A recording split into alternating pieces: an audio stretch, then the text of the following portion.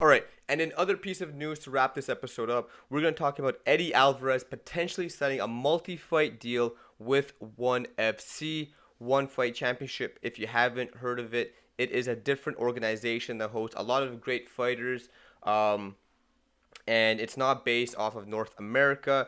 And it could potentially, it looks like Eddie Alvarez is signing with ONE FC as per Ariel Helwani, as per multiple other sources and outlets. It looks like the deal with the UFC did not kind of hit all of Eddie Alvarez's demands and needs. And so he is going into an organization such as ONE FC in a multi-fight contract. Now, this is going to be a hit to the UFC. Eddie Alvarez is easily a top 5 talent in the lightweight division, which is the most stacked division currently in the UFC. And it doesn't really make sense. It shows you the character of the UFC. It shows you the fact that they really only care about the numbers game, because even though Eddie Alvarez is coming off a 2-fight losing streak, he's lost his last 2 fights, it doesn't necessarily mean that Eddie Alvarez does not have stock and does not have buying powers or viewership potential in his ability to perform or his name. Eddie Alvarez is that grit to him.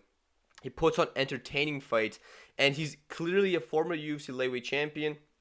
But I feel like the UFC under the new WME management looks at Eddie Alvarez and says, well, this guy got dominated at UFC 205. He's lost his last fight. Obviously, he's not going to be the same guy he was before for us. And that's where I think WME, as the management of the UFC, is going wrong with this specific case. Eddie Alvarez is still a competitor. He's still a title challenger. And he still has an amazing following, a healthy, organic following within the MMA community. So it just goes to show how the UFC kind of takes and manages its fighters. They're willing to let a top 5 guy like Eddie Alvarez leave to go to ONE FC. And from what I understood, as you are contractually obligated, the UFC has the power to match the contract that ONE FC is offering Eddie Alvarez, but it clearly shows that they are not willing to match it, and we could see Eddie Alvarez go to ONE FC. Now, a few repercussions that can come from this, and I was able to learn this from Frankie NYC, is the fact that a lot of sponsors that Eddie Alvarez has may not remain with them if it chooses to go to ONE FC based on the marketability of ONE FC versus UFC.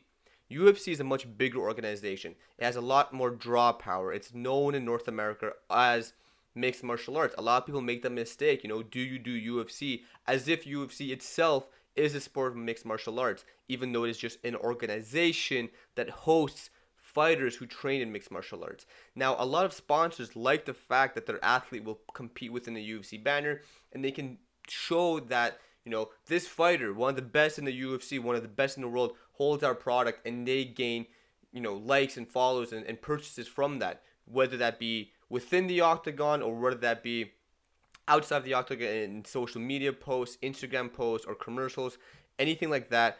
A lot of sponsors like athletes like Eddie Alvarez, who at the time was the top 5 fighter in the UFC division. Now that he's moving to ONE FC, I think a lot of his sponsors may be kind of discouraged by that fact. They may be looking at Eddie Alvarez as going to a lesser known organization, and thus their product may be seen to less amount of people. And of course, that is the case. However, I feel like Eddie Alvarez and his team have definitely taken that into consideration with their big-time advertisers, big-time sponsors. And so we'll see. Does Eddie Alvarez deserve a bigger opportunity in UFC? I personally think he does. I think UFC should have done everything they can to land Eddie. And you know what? I think Bellator should have done even more than the UFC to attract Eddie Alvarez to the organization.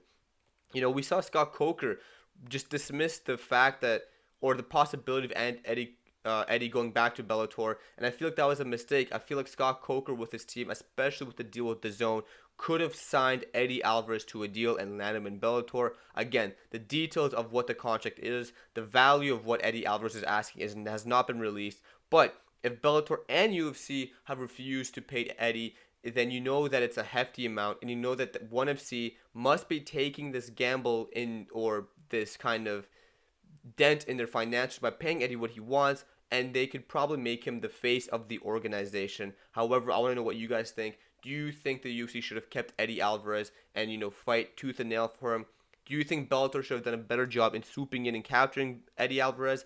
And do you think this is a good career move for Eddie Alvarez to move himself to ONE FC?